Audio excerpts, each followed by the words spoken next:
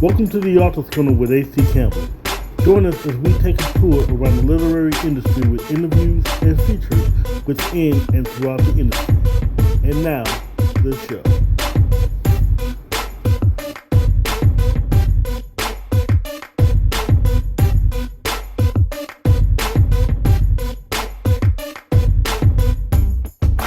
It's another Monday.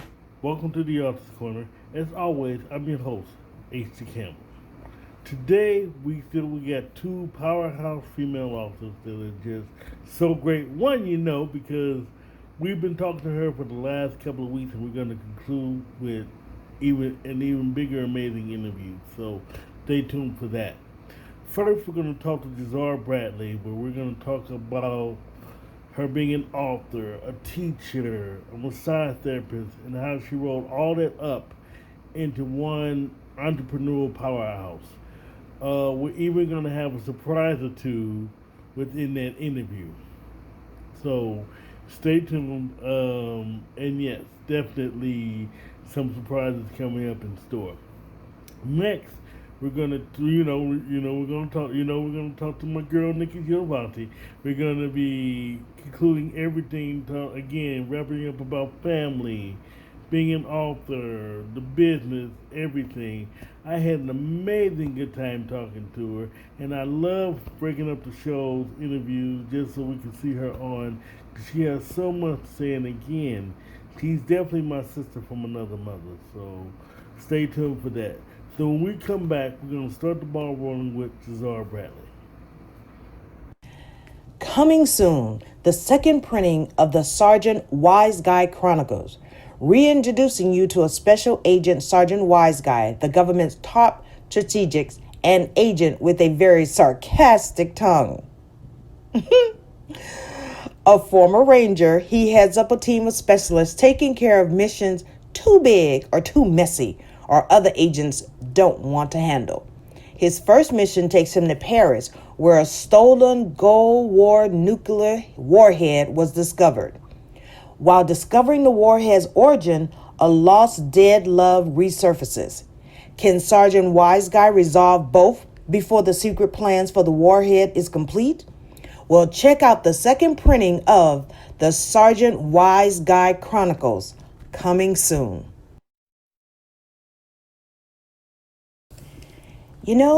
Even after 20 years, readers are still captivated with How to Lose a Black Woman. Now, in its second printing, follow the story of Bruce Williams. Shall I say, mild-mannered school teacher in search of love? Using social media, prayer, and a lot of trial and error, Bruce fights to learn what a true relationship is all about. Filled with original poetry by H.D. Campbell, it's a lesson from one young man's point of view. Buy How to Lose a Black Woman on Amazon, Barnes & Noble, Smashwords, in your favorite bookstore, and even on his website at www.hdcampbell3.com. And as always, let your writing fuel your spirit. Jahzara Bradley, she is a teacher, an entrepreneur, she's an author, she does so much, and she has a lot of cool stories to tell, she has a lot of great things going on, and there's a surprise or two about a special guest coming to the Author's Corner soon, who's actually a veteran of the Author's Corner, coming up. We'll be talking about it in this interview. So, without further ado, here it is. Okay. So, I'm gonna try to give you the short version of the story. Oh, I'll take it. Good. Okay. So one Sunday, I was sitting in service, and my pastor was saying that people have to see themselves the way that God sees them. And so I began having an inner dialogue with myself, wondering how God saw me. And so it was Blessed Princess. And I said, oh, wow, that's cool. And then I thought, because I was writing, just really getting started with kind of writing and wanting to publish at that time, that I would like to, have a really nice pen name. And so I decided to find out what Blessed Princess was in an African language, and it's Jahzara. Awesome, beautiful. So Thank you. so now I want to go back into the beginning and ask you what got you into writing. Okay. So what got me into writing, I would say, is my grandmother, spending time at her home when I was a young child, like preschool age. And whenever I would come over, she would tell me stories, but they wouldn't be like Dr. Seuss or anything like that. They would be her own stories. And I would later find out that this storytelling that she was doing was really an African tradition. But I wouldn't find that out until my days at Indiana University when I was studying African American history. But she would tell these stories and they would continue every time I would come over. I said, well, hey, tell me more about, and I can't remember the characters that were in the story, but they were so believable. And I remember thinking, even at a young age, I'm like, wow, like I knew she was making the story up, that it wasn't a true story, but it had me captivated. And I remember thinking, I want to do that same thing. I want to tell stories to people that have them wanting more and more and more. And that's kind of where it all started. Of course, preschool, I wasn't writing stories then, but I never got away from wanting to write. Now I'll tell you this. When I got to elementary school, I was always bigger than everybody else, which is funny because now I teach high school and I'm like short. Like the kids have come back to school and they're like, we thought you were tall. We thought you were so much taller than that. I'm like, yeah, it's not hard to be taller than me. But I was always the tallest person in the class. And the boys would pick on me. And I remember just getting into it with them and everything. And my teacher, I know she had to be frustrated because she's like, okay, here's this girl and these boys going at it. So she would put me in what we would call today timeout, but it was the wee ones corner. And I would get all my work done and it would be done accurately. And I remember this one day I got done early and I could see the look on her face like, oh my gosh, what am I going to do with her? So she gave me a composition book. And in that corner, I began writing stories. And so that's how the writing part came forth for me, was being in there for what was supposed to be a punishment, caused me to recognize my gift. Yeah, I love that. A lot of times people do that, like you said, do that, and you find out your punishment is a gift, then you find out, what have I created? So I truly understand that. So fast forward for me now. How did that translate into your first book? Well, into my first book. Oh, that's interesting. I was going through a lot when my first book came out. I had gone through a really tumultuous relationship and I couldn't seem to get over it. And like I didn't want to be with the person, so let me say that. But I couldn't get over that bitterness. And it was like I was bitter towards him, I was bitter towards the world. And I just began to write. And it wasn't even that story at the time. My first book wasn't that story, but it was just a need. It was like a healing process, being able to write. And then eventually I wrote parts of that story in a novel called Love Don't Live Here Anymore, with two characters, Malachi and Nairi, who end up being in a 3-part book series. But my next question is, I'm sorry I got captivated because I'm actually over here stalking your website while I'm in the middle of interviewing you, which I tend to do that a lot because I've actually been stalking your website for about a week now. I wanted to ask you about The My Love Won't Last Forever. Okay. So that is the book series that started with Malachi and Nairi, which was loosely based on me and my ex-husband. The first book was loosely based, and then everything else was true fiction. But what happened was, people are so funny. They said at the end of the first book, they said, "What? You let Malachi live? He got to live?" And I said, in real life, when you have a beef with a person, and just because you go through some things with people, you don't get to kill them off. You know what? Before you continue your story, I'm sorry. I might have to cut the interview short, but you think you're better than the rest of us now. Here's what's going on. See, the rest of us will kill our characters. We'll kill off our people, but you're too good to kill off other people. All right, I see how you are, but continue after the question anyway. Oh, we're kidding. But go ahead. Yeah. So what happened with Malachi is people, as much as they didn't want to admit to it, they hated him. But they still wanted to know what was going on with him, if that makes sense. As much as they hated him, they still were like, okay, so what's this dude going to do next?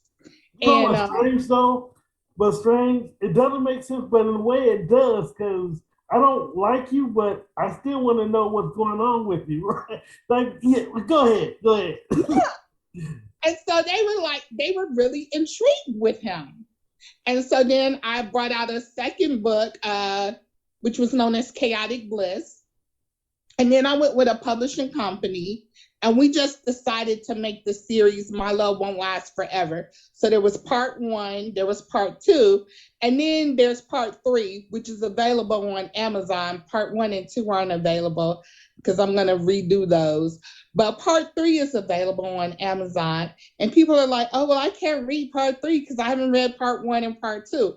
And I know ideally that sounds correct, but the way I wrote it, yeah, you wouldn't be lost.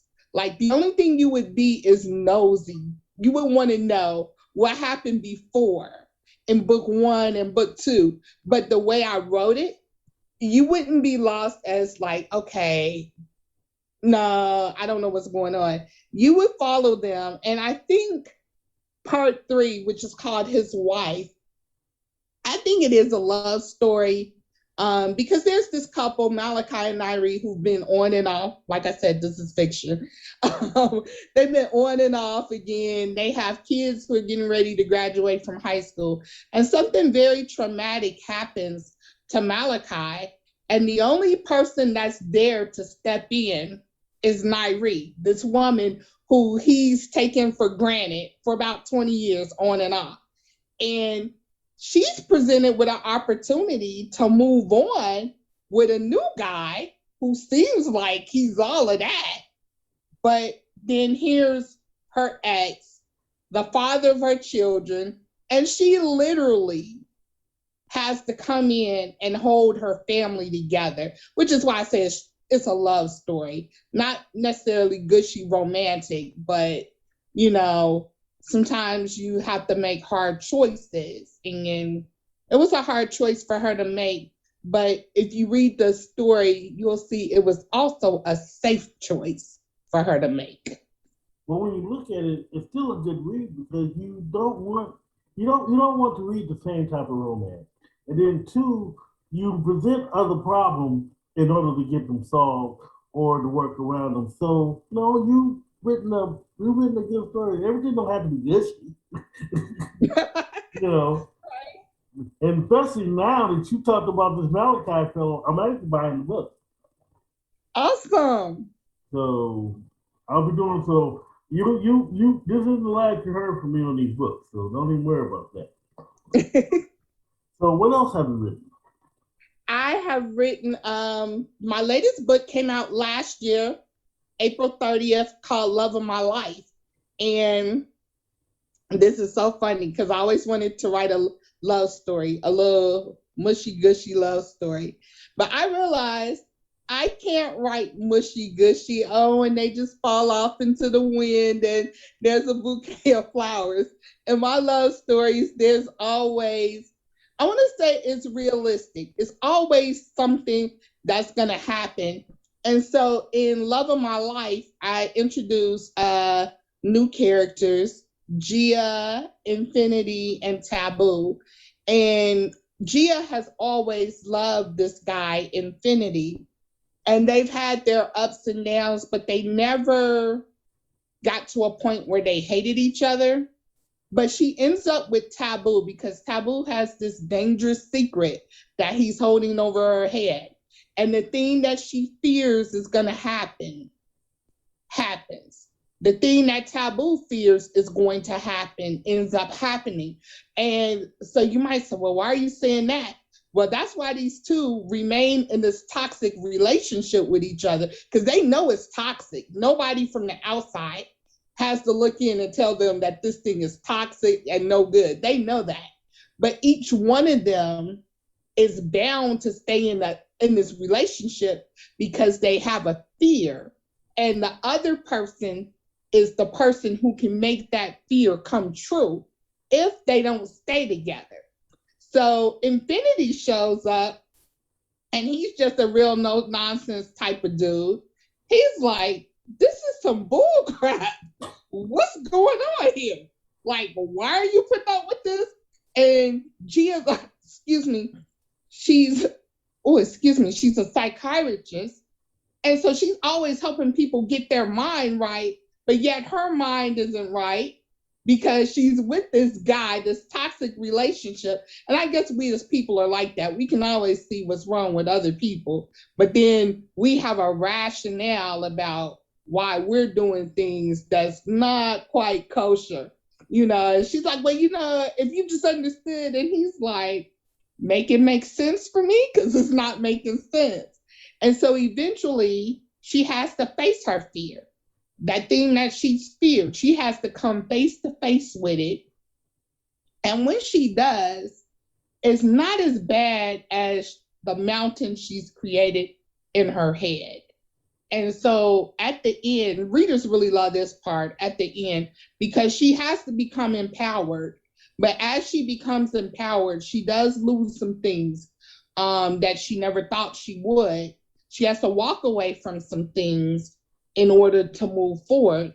But she adapts this attitude that I am scared as all get out to move forward, but I'm not going back. So I'm going to move forward and I'm going to do it. And yes, I'm afraid, but I'm going to do it afraid. And so readers really love that theme. And my company, Tranquil Bliss, we have Do It Afraid shirts. Just because me as a person, there are many mornings I wake up and I'm like, you know what? I'm scared as heck to do life today, but I'm going to do it. That's beautiful. Before I get into Tranquil Bliss, because I love that name, by the way. Thank you. Oh, you're welcome. No problem. What influences your characters and their conflicts? I think everyday life and in my characters, you see pieces of me, pieces of my reality, and I don't just come out and say, hey, this is me or whatever. I went through this situation and it was horrible. Feel bad for me. No, don't feel bad for me. I want you to hear pieces of situations and some of them are fictional that's in the book and some of them are true in each one of my characters. But I want you to look at it or people to look at it and say, hey, you know what? I might not have went through that, but that right there was messed up. But if this person can overcome this, then whatever my situation is, I can overcome. I remember my first book with Malachi and Nairi, and Malachi was just showing out in that book. Everything he thought he was big and bad enough to do, he did it. And I remember a lady read my book and I bumped into her maybe a month later. And she said, after reading your book, I decided to leave my man. I said, oh, shoot. Don't have him coming after me. Like, I made you leave him because I don't know nothing about that. But she said she had been with this man for 10 years and they had been living together and everything. And she wanted to get married and he didn't want to get married.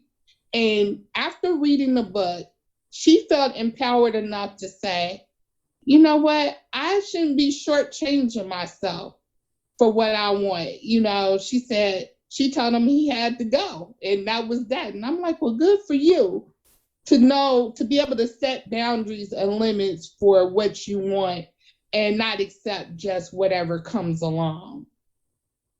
I like that. So how often do you get those revelations from readers? Um, I haven't gotten any in a while, but every now and then, after somebody reads the book, they'll send me a message or they'll tell me, you know, when you said blah, blah, blah. And I'm like, did I say that? That was good stuff. I should write that down. And they're like, you put it in the book. I'm like, oh, okay.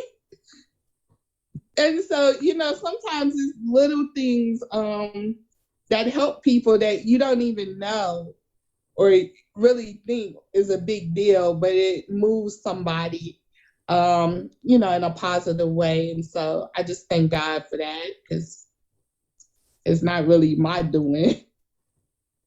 Whatever you do, you help out a lot of people. Even people don't realize, even the fiction, people will read the story, whether the character is based on a fictional character or a real character or not, they'll still see the same message. The message is real.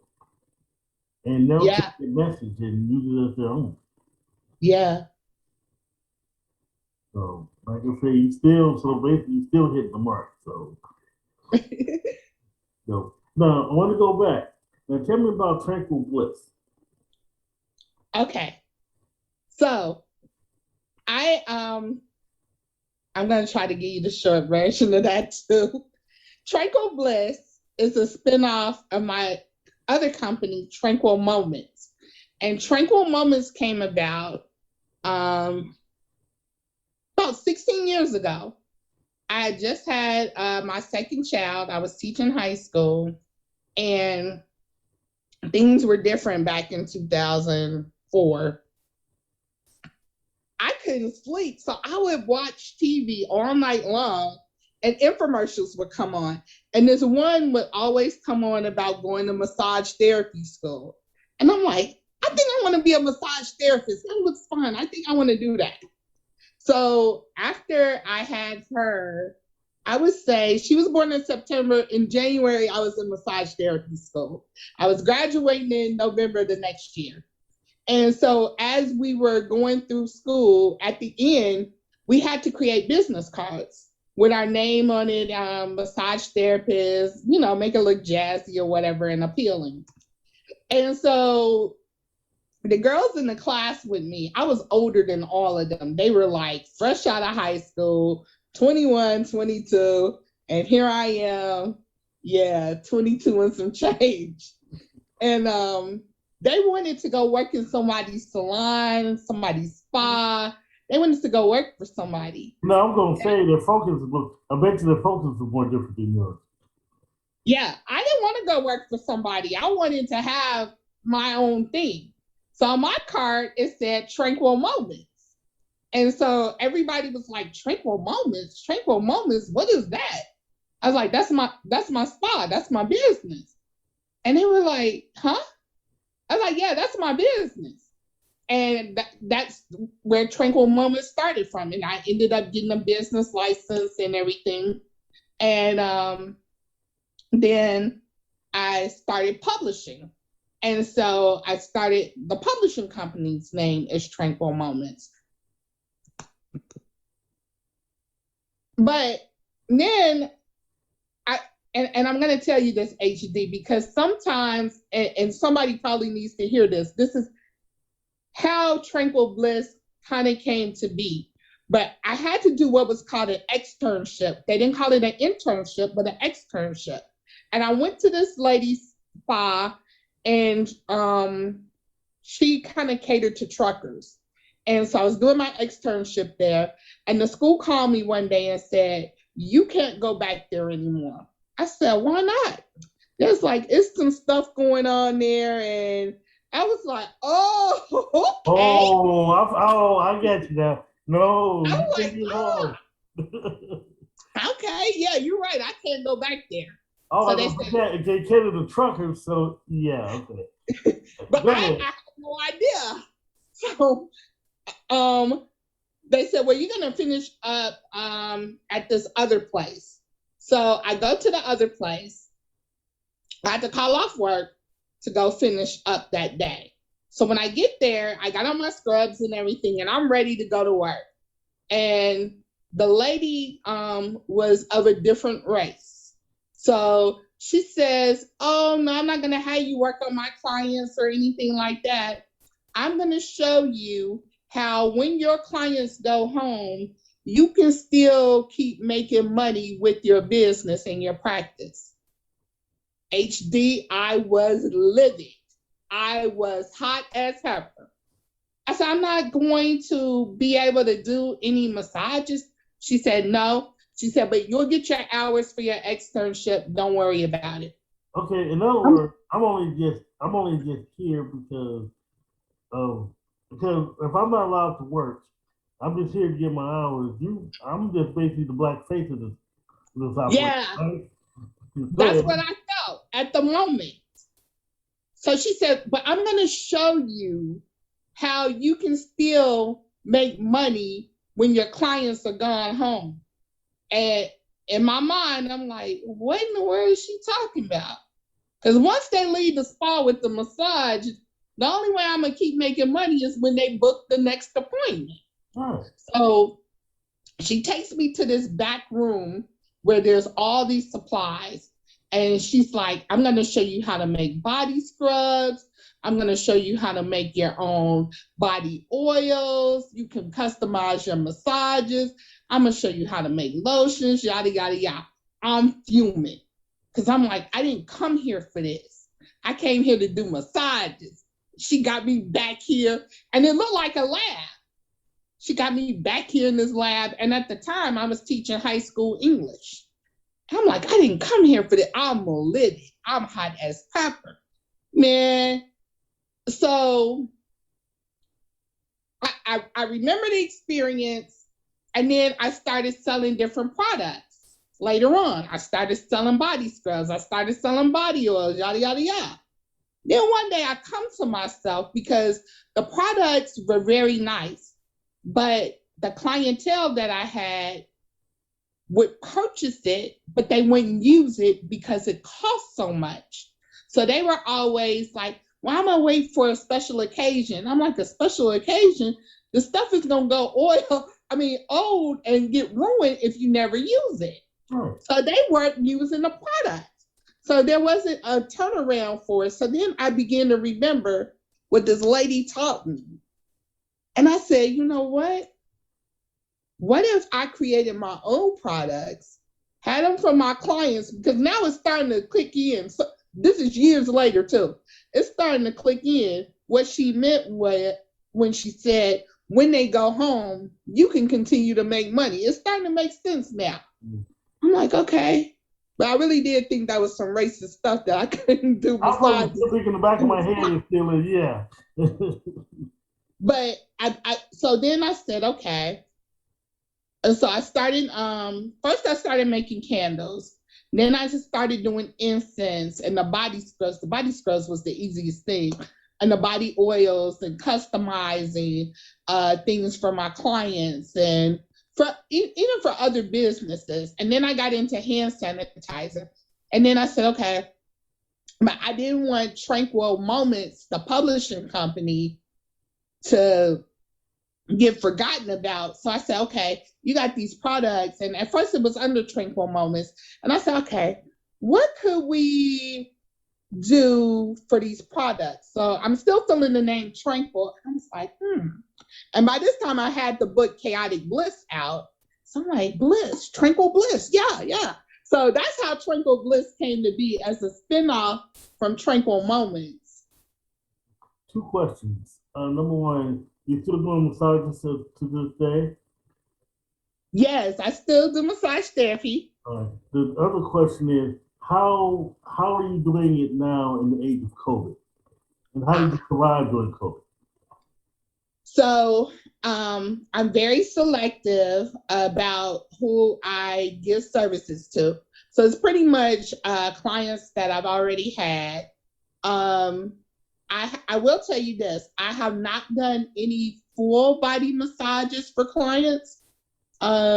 They've been happy with chair massages, and everybody is always masked up doing that. And it's just a more heightened sense of sanitizing everything. So whereas everything was always sanitized, it's even more so.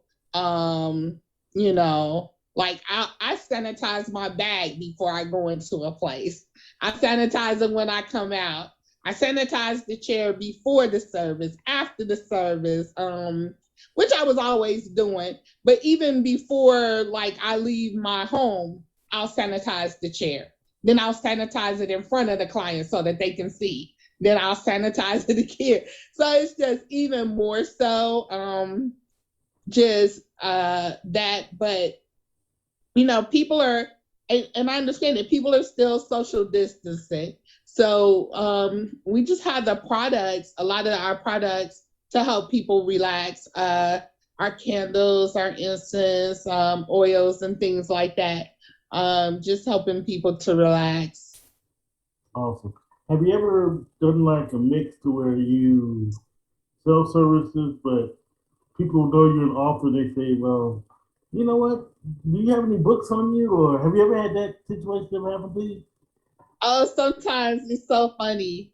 Uh, like I'll go to an event or whatever, and I'll have books, I'll have candles, I'll have T-shirts, I'll have the whole thing, and people like, look at her. I'm like, that's right. Because if you don't want a book, I'm gonna sell you a candle. If you don't want candles, I also have a wine business. I do. It's something you can buy from me. You can buy a candle, you can buy some wine, you can buy some coffee, you can buy a T-shirt. Tell me what you need. I got it. Oh my God! You just got the full entrepreneur spirit. I love that. So, in the beginning, I already asked you about the writing part. What made you decide to the point you just want to be an entrepreneur? You know, my grandfather was an entrepreneur. He worked in the steel mills here in Gary, Indiana, but he also ran a detective agency. He was the first Black man in the state of Indiana that has his own detective agency. And I think it's probably was in my blood just growing up, wanting to have my own. And just because there's something about me that will follow rules, but there's something about me that feels like I should be making the rules. And so um, I always wanted to just be able to help people just be better. I never thought I would be a teacher. Oh my gosh. I remember laughing at people, almost being at the verge of saying curse words to people when they said, don't you want to be a teacher? I'm like, no, no, no, thank you. And here I am. Wow. So, all around, you're a teacher, you're an author, you're an entrepreneur, and things are just working out for you. So, my next question: what do you do when you're not working? Oh my gosh. Sleep, sleep. I love to rest and just I like to travel and just be goofy and have fun. What's wrong with Uh, that? Oh yeah. I like spontaneity, just let things unfold because being a teacher, you gotta be like super organized to the minute. And so when I don't have to be ultra organized, just letting things happen. And so sometimes that frustrates people who are close to me because they'll say, well, what do you want to eat? I'm like, I don't know. Whatever. What do you want to do? I don't know. I don't care. Whatever. Where you want to go to? I don't know. They're like, oh, you don't know nothing? I'm like, no, I don't know nothing.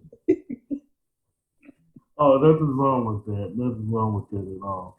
So now let's fast forward now. Do you have any more books in the works right now, or?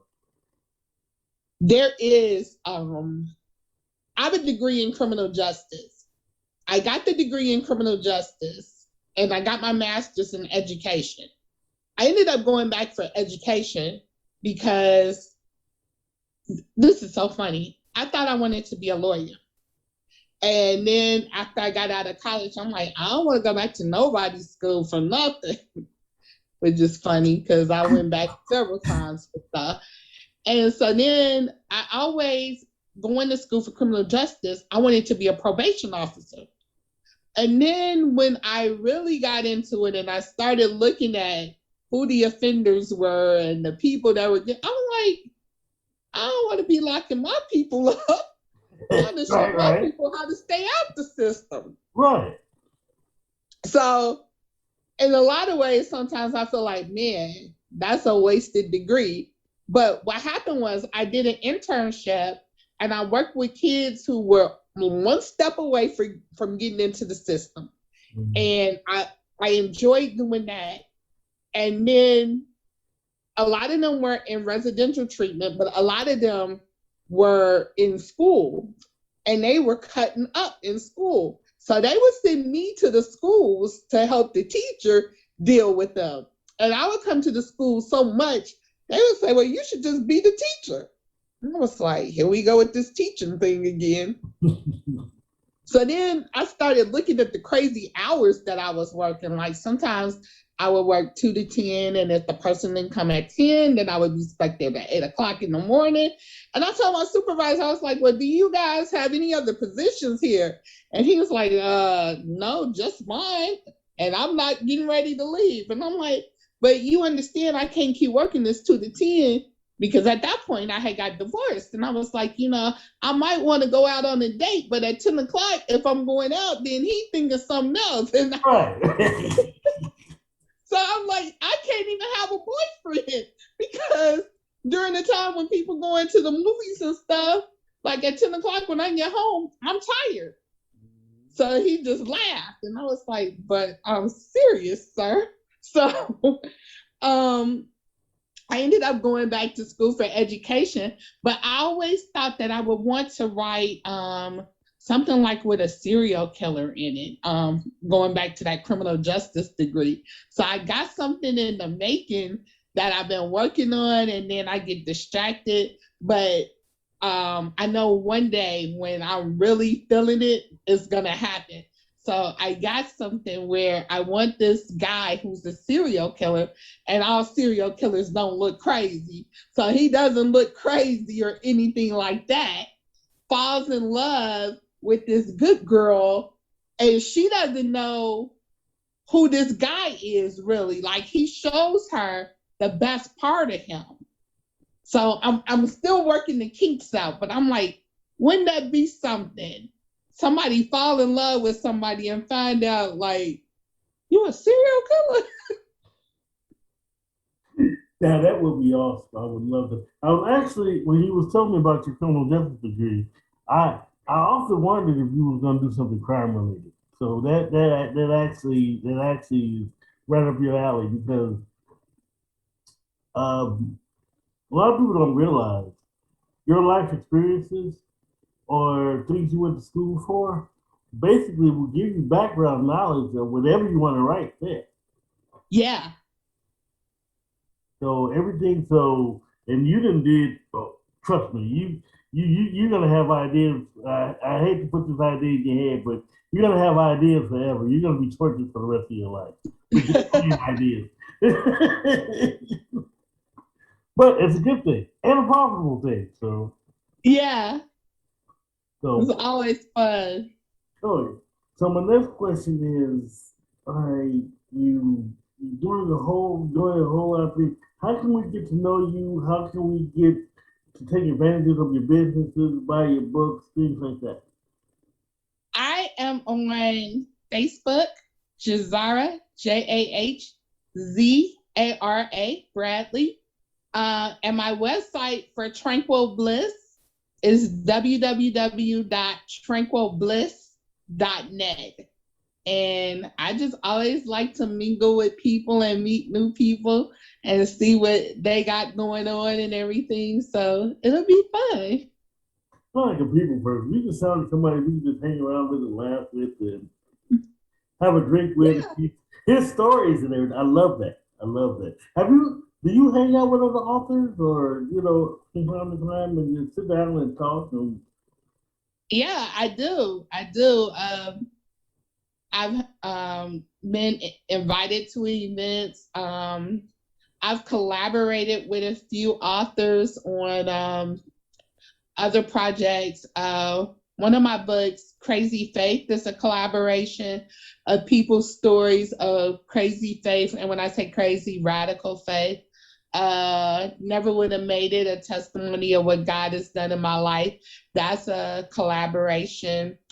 Um, and I just love being around other authors and talking to them. There are some authors who don't like to support other authors, but my whole thing is, and maybe my perspective is different. Whatever God has for me, God has for me. That's gonna be for me. And so I'm not the least bit bothered or intimidated by other authors, and there's some who are.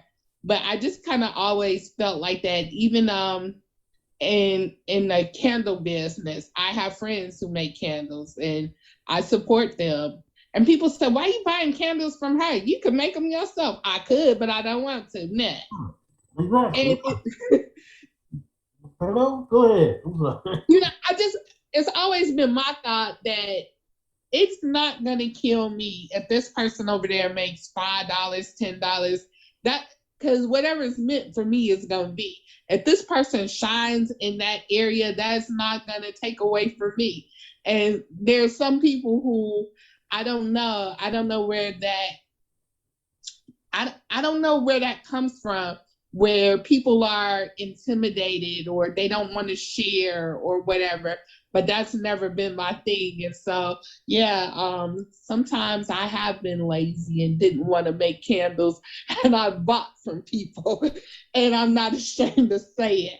I love supporting people when I can, because I just feel like whatever your blessing is going to be, that's going to be your blessing. Can't nobody stop that but you. Sometimes we're our biggest problems. We stand in the way of our blessings, but I really don't feel that somebody else can stop your blessings. And you correct me if I'm wrong, but I'm going to ask you a question, but I'm going to start off with a statement first. Problem with a lot of our people is the fact that we don't support each other. We, like you said, why buy a candle when you can make it so well? Because a man wants support. A man wants support. If they support me, so what's and we want to. So within, whether it's the book business, whether it's making candles, whether it's whatever services, it's always hard to find a group of us. There may be one, two, or three, but a group of us that are willing to support each other. Why is that? I really think it's about perspective. And it's really sad. And I teach high school, and I try to teach my students that, it when you see somebody doing something and you might not even understand it, don't make fun of it. Because I think it starts even at a young age. Sometimes you see that kid that's in the classroom, that kid's making straight A's. You want to be in there. No, why tear him down? Build him up. And so I teach the kids in my class, we're a community. And in this community, if you can't build somebody up in the community, then you sit over there and you keep your mouth shut. You say nothing. If you can't help the situation, you keep your mouth closed. And that's how I know it's going to be hard for you, because you used to letting all kind of stuff come out your mouth. But you sit on your hands, you shake your knees, whatever you got to do. But you're not going to hurt anybody in the community. And I don't think we're saying that enough to people, that if you can't help, then you stay over there. And I don't think there's this other thing and it's biblical, and I believe it. It's better to give than receive. And I know somebody gonna be like, I'm gonna tell you, every time I've given my last, that part that I didn't have to give, it came back. And it came back not always how I gave it, but it came back. So I believe that when you're a blessing to other people, you're going to be blessed. And if you just constantly being selfish and hoarding stuff, you can't get blessed. I mean, that's just very common sense, and people don't understand that. But they'll learn one way or the other. So stay tuned for that. So this is the part of the interview where I give you the final word. You can give shout outs, a word of wisdom, whatever you want to say, the floor is yours. Well, I just want to say I have thoroughly enjoyed myself. Thank you for having me here and allowing me to share tranquil bliss and share about my parts of my journey with your audience.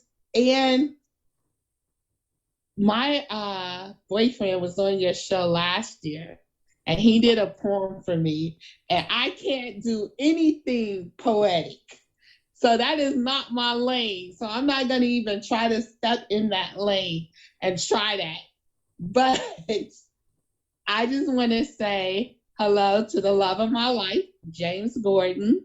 And that's the best I can do, babe. I don't have the poetry, but yeah, that's it. And what can I say about my brother James? I mean, James has been around. We've been talking back and forth on all Corner since the dawn of time. So, I mean, I recently just said on Facebook, he could whoop my behind in the middle of the street and cuss me out, and he would still have a start here on the Office Corner. But I also did want to take a minute to congratulate him because, if you can see the clip, he was on episode 15 of Chicago Med, in which, for those who follow the show, there's a storyline in which Maggie, the head nurse, had a foster daughter who started to work at the hospital, and James plays her foster dad. So it's pretty awesome. That, and he is doing so many other roles, and I'll point them all out to you as time goes by. And also to thank you so much for making me part of your group, Act Pack Dark. It is a wonderful group of different artists and actors and just creative individuals collaborating. No one fighting, no one being jealous of one another. It's all working as one. So, and one other thing, James is coming back to the Office Corner, so stay tuned for the date, and I'll definitely let you know. So thank you, Jahzara, for your interview and for sharing James with us. So when we come back, we're going to talk to Niki Jilvontae. Just who is author H.D. Campbell? He's the multi-gene author who can take you on several trips at once.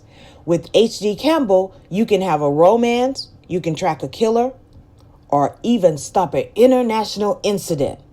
For 30 years and still writing, H.D. Campbell will take you on trips you've never been before. Learn more about him by logging on to hdcampbell3.com or check him out on Facebook, Twitter, Instagram, Pinterest, and LinkedIn. Read his rewrites of How to Lose a Black Woman and Late Murder at 10, with a new title coming soon. And as always, let your writing fuel your spirit.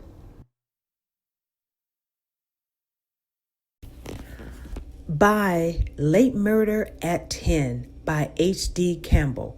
Former investigative reporter Mark Alexander thought his life hit a slump when a mass shooting results in the murder of a controversial news anchor. Can Mark get out of his head long enough to crack this case? Well, I'm not going to tell you. You'll have to get your own copy of Late Murder at 10 on Amazon.com and coming soon to your favorite bookstore. Man, sister from another mother, man. I still can't get over it. Our birthdays are the same, as you'll find out. Our everything about us, we're just one. I mean, she really is like a kindred spirit. And we're gonna wrap this up today, but man, I just had an amazing 3 weeks with her. I mean, this is just so awesome. When we talked about family, we talked about books, we talked about the business, we talked about so much. It's like sitting down and having a conversation in your living room. That's basically what that felt like. So I'm gonna shut up and continue having that conversation. I have been single and celibate over 3 years. I'm not bi. You don't have to have nobody. You have to have yourself. Thank you. I got me, and I satisfy me way enough because, like, I can think of a story and be okay. I live within my head. You are blessed. Sure, that's beyond blessed. Right. It's like, cause people say, why the first one that person really getting into passed away? But yeah, like I said, they were both good marriages. So I'm very blessed for that area. You are. I'm so happy for you. You can see it though in you. You got that little happy man glow. That's a good thing. Keep it. Definitely. And see, that's why she don't mind I do interviews, and because she knows everything I do is above board. Now That's right. when I start asking you what you wearing and do this, do that, then that's when we start crossing. That's when it done went a little too far, then. All that mess. So, but she's secure in her spot. That's why she ain't got a guess and wonder. She knows she in her position and she ain't going nowhere. That's right, sis. Tell her I said that's right, sis. And if it happened in my presence, I'm a snitch. That's what I do. And I'll tell you that too. I wouldn't even mind. That's the whole thing, because I guess that's the whole thing about relationships. If I'm doing wrong, hey, you doing wrong over here. He trying to talk to my best friend. He's trying to holler at me. Exactly. And that's why I don't understand people. I had a family member like that. Like, you doing wrong, I snitch on you, you get mad at me. Why do wrong? Because at the end of the day, you got to realize I'm a woman before I'm anything. I don't want to see her get hurt just like I won't want her to watch me get hurt behind my back. That's where my loyalty lies. Because that revolves on me. Because karma, bitch, I sit there and watch her get done dirty. How you think? What's going to happen to me? What is your greatest achievement as an author? As an author, that was a good one. Greatest achievement. I would have to say in December, because I didn't think I could do it, but I wanted to make it to 1,000-page reads, and I did that in December of 2020. 1,000 page. It was almost 1,000,000-page reads. And it was for a book I had just dropped probably about a week before the end of the year. So that was one of my biggest accomplishments. Them page reads be something else, because I know then they are actually reading my words. Damn the sales. That money, okay, whatever. It's the reads. I know you reading it. I know you actually getting my message, whether you perceiving it, holding on to it, that's up to you. But you got it. And so that's the greatest thing. I love that. So we're talking about relationships with other authors. What do you think as an outsider as a problem between African American authors? We do too much competition. I really don't feel like competition is healthy. I hate that people, society put that in your head that competition is healthy. That's not healthy. Watching somebody else instead of paying attention to you. You building your worth, determining your worth off somebody else. I've never been a competition type of person. I've never liked my kids to be into that. That's probably why my kids don't do sports, because they don't want you to say, oh, you didn't win. They're like, but we all did it. We all should just be okay because we did it. That's how I feel. Everybody should get accolades because they woke up. You don't get no special praise just because you did something else that they may have not did.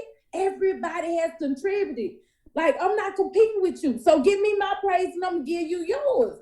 I don't understand. And that's what this industry, the competition is so stupid. It be your best friends, your writing buddies, and they secretly be comparing themselves to you and secretly competing with you. And you don't even know it. You be like, what the hell? What? You amazing too. And I'm that person, I don't mind by saying you beautiful or you doing amazing. So why the hell is you competing with me when I done already told you you're beautiful? Okay.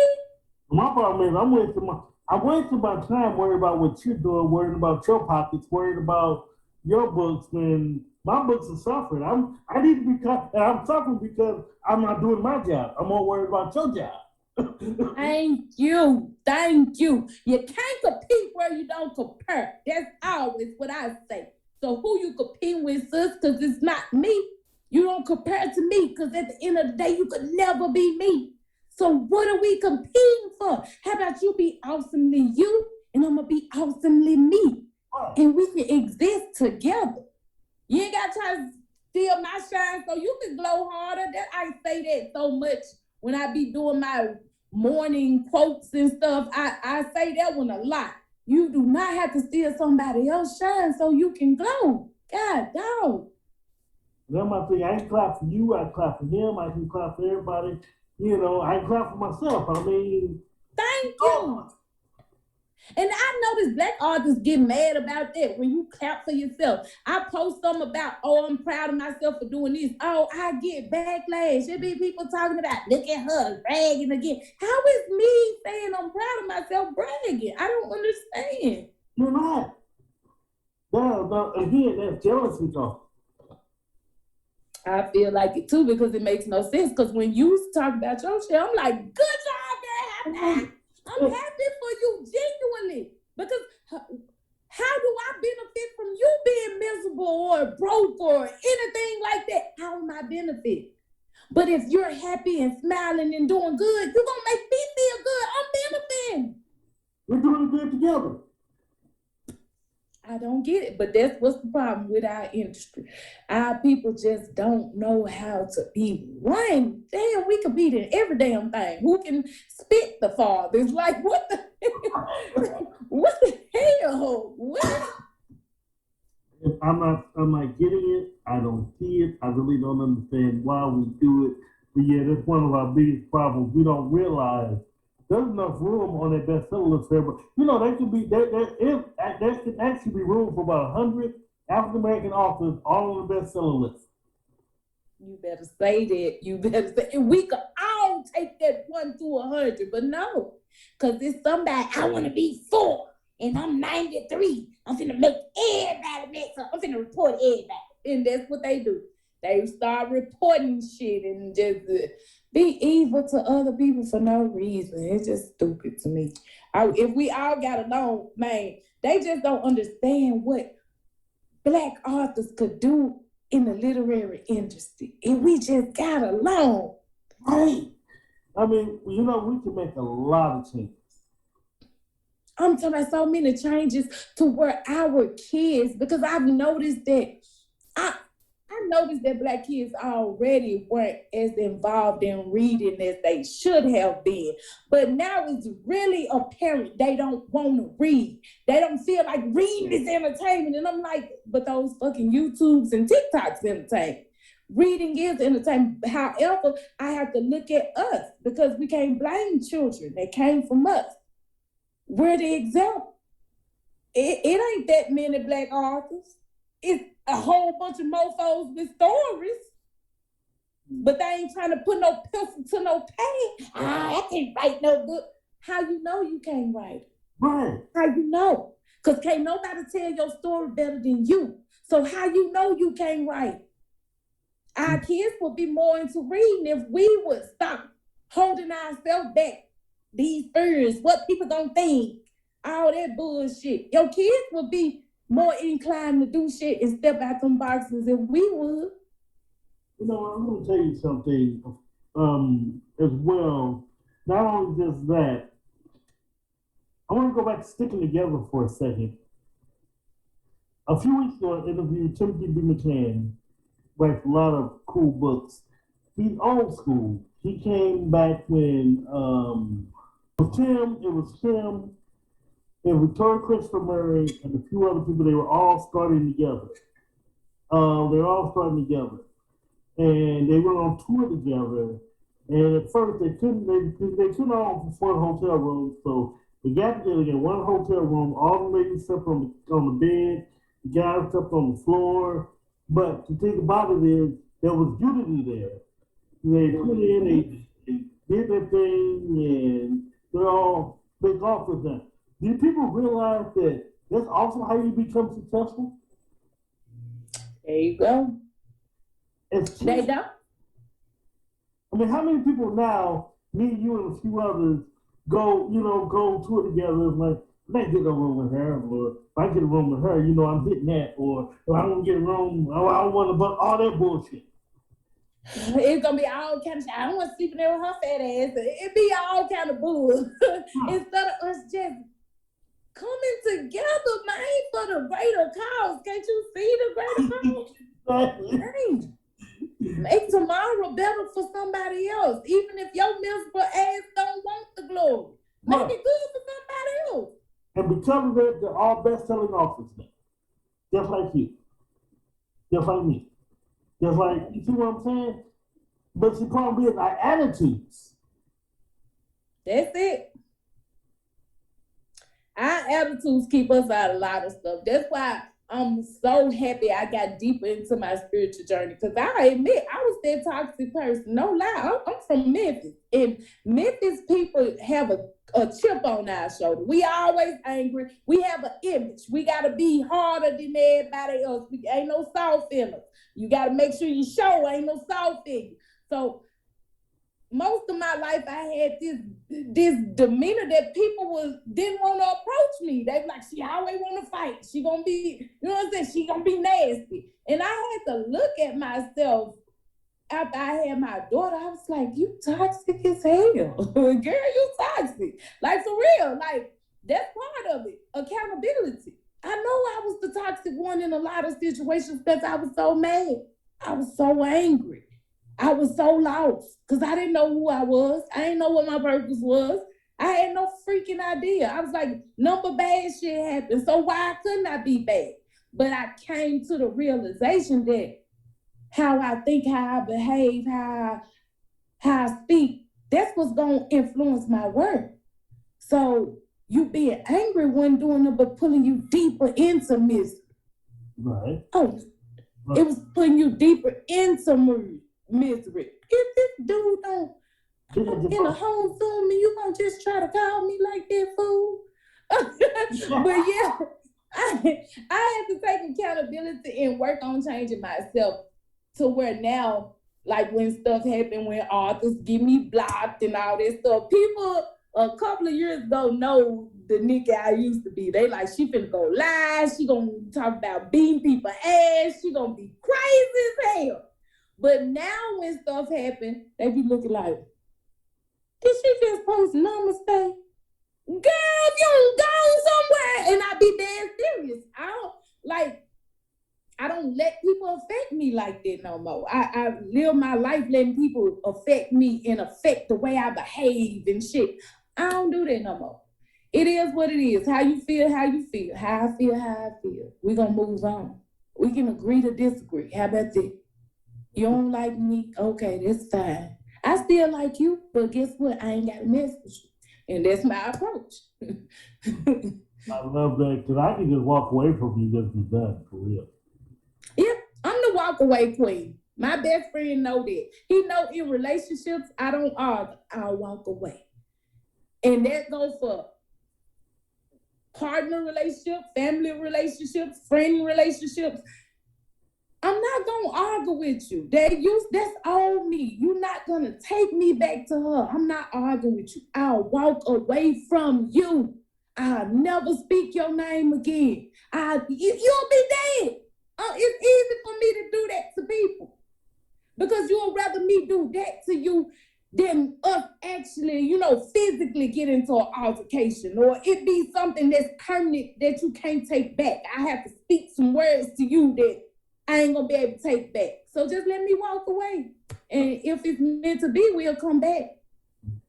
Go back on something I said earlier. I know I said I don't do this, but I'm going to ask a calling related question anyway. No, seriously. What type of armor do you wear? Sort of, I guess what I'm trying to say. What type of armor do you wear to kind of shield yourself from dealing with the problems of other African Americans? Because one thing I do know about you and what you just said is that's them. That's not me. How do you build that wall or put that armor on to? I think meditation does a lot for me, because no matter what I'm going through, whether it's good or bad, I meditate. I'm gonna take a time to be quiet, to listen, not only to myself, to the world around me, listen to God's words, listen to my ancestors. I stay quiet a lot after things happen, good or bad. And I always tell myself, no matter what happens, you still you. There's something that they can never take from you. No matter what happens, they can't take the fact that you are you. I used to tell my family and friends all the time, I could live in jail. It would be nothing for me because I live in her anyway. You can never take my mind. So I'll be fine. I live in my head, for real. I literally live in my head. I'm gonna tell you something. You may think you odd, you may think you big, but you're okay. You're normal. We're spiritual people in the first place. Yep. You ever have to explain or apologize? Because believe me, I understand. I'm not gonna say we're more spiritual than the average person, but I guess because we internalize a lot more, that's what fuels it. So, yep. We in tune with those emotions that most people don't want to tap into, or those thoughts that most people, because I think a lot of people got a misconception of spirituality. They think it's just all love and light. Hell no, duality is spirituality. It's balance. You can't have the yin without the yang, the good without the bad. So don't try to act like you just so, you holier than thou. No. That's why sometimes I let my other side come out. I'm motivating true enough, but sometimes I be like, look, don't y'all get this misconstrued. You ain't gonna disrespect me because I'm still me. Spiritual, I'm a drag you and then I'm gonna tell you namaste. Yeah, okay. Because duality is real. But it's true. My duality is real. I just employ my light side more because I lived in darkness too long to just employ darkness for nothing. Like, there gotta be a reason you get some darkness. you see, like I say, I'm loving this conversation. I'm loving everything about this conversation. So, the next question is, I know we're in the middle of COVID still, but do you have anything coming up, like virtually, or any signings, or any events? Not really any events. I wanted to do some signings and stuff this summer, but it's really hard for me being a single parent with a child with a disability. Then my daughter goes to school and works. So like me leaving California to go back to the South to one of these book things, that would be so much. Oh my God, so much. So I don't really think I'm gonna do any signings or readings this summer. I'm gonna let all these people get on out and get the rest of this COVID stuff on out the way before I get out. Like that. Because I was taking that COVID stuff seriously because I have lupus. So and I lost one of my author friends with lupus at the beginning of this. Ebony died. So I'm not gonna play with COVID. Yeah, I ain't gonna play with COVID. So that's why I know everybody, the world open. Yeah, not for me. It's gonna be semi-open for me. I want to say really quick, shout out to Emily Abbey. Yeah, she died early. Yeah. She's a great friend. I've actually talked to her in the office for her a few years ago. Her husband is pretty cool. So yes. I love them. Them That was my girl. people. I mean, Ebony used to be there for me a lot when I was sick and in the hospital all the time. That's why it really hurt me when that happened to her. And it woke me up a lot too, because like, you had lupus too. Y'all was almost the same age. So I need you to be more safe and pay attention. And that's what I took from it. And her messages and her words, because she used to push me a lot. She was my motivation. I know a lot of people say I motivated and inspired them, but I used to look at her page sometime and I know what Ebony go through. You know, I know her body struggles. And that girl used to go hard every day, no matter what she going through. So I used her like, you my forever inspiration, girl. Girl, you got me, I got you, girl. I still love that girl so much. I mean, like I said, I hate when we lose people, especially like that, especially around the time of COVID. So, like I said, shout out to her and her husband and her kids. Yes. So I won't do nothing this summer, but it's some books coming your way. So we'll end it with that one. You're going to get some good books. But toward the end of the year, I think I may do a pop-up shop in my city, because I'm thinking about going home for my birthday. My birthday is December 30th. So I'm thinking of going home around.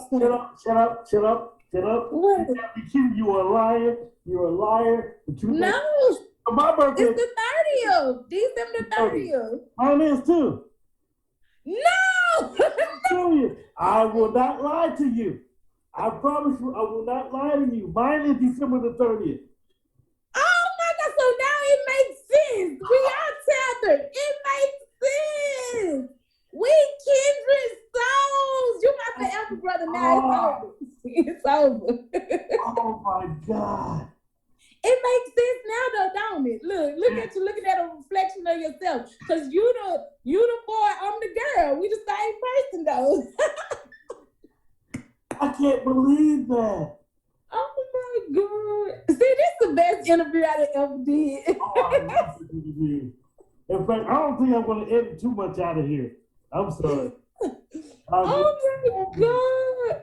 So cool. Friend, you a Capricorn friend. Oh.